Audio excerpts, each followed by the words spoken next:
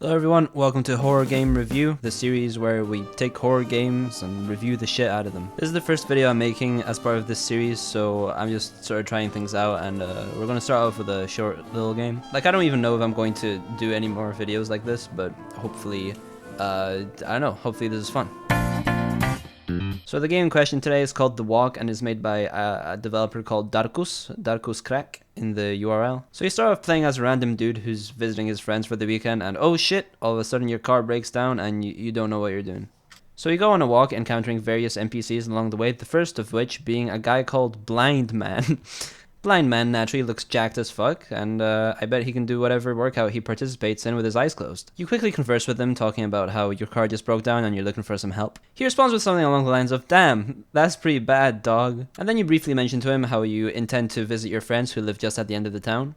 Which is met by a strange response. He says that the end of the town is empty and that no one lives there, and that your friends are fooling you, as in, like, we're getting fooled by our friends. So that's kind of nuts, but anyway, you just keep walking. As you keep walking, there's some sort of rustle on your left side, forcing the player to turn around, obviously. Probably just a rabbit or some shit.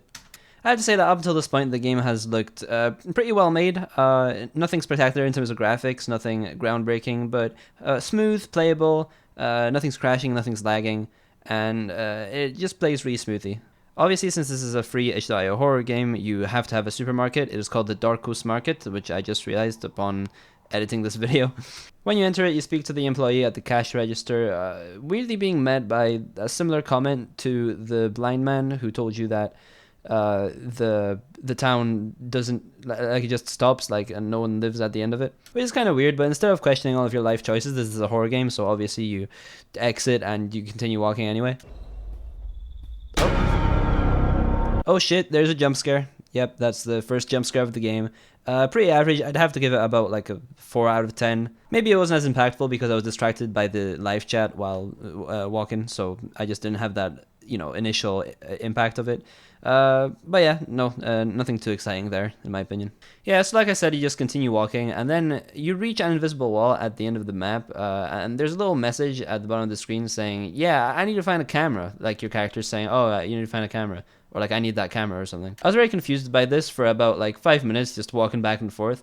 But then I realized that there's actually a camera in the car. So I don't know if I was just stupid or if there is maybe some like game design elements that could have been improved there. I just didn't know that you had to fetch the camera from the car.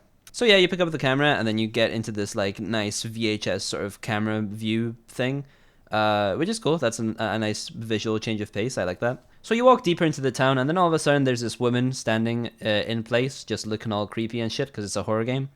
Oh, and by the way, I forgot to mention this part, but earlier when we were in the supermarket, the cashier told us about how a woman ventured into that part of the city a long time ago and was never found again.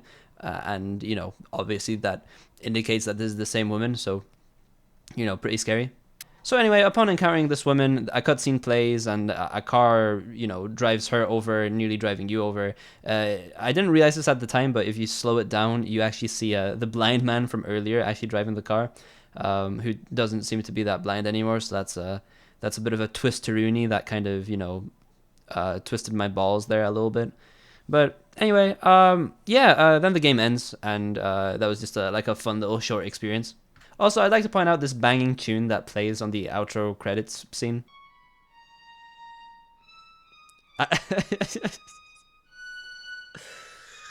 Dude.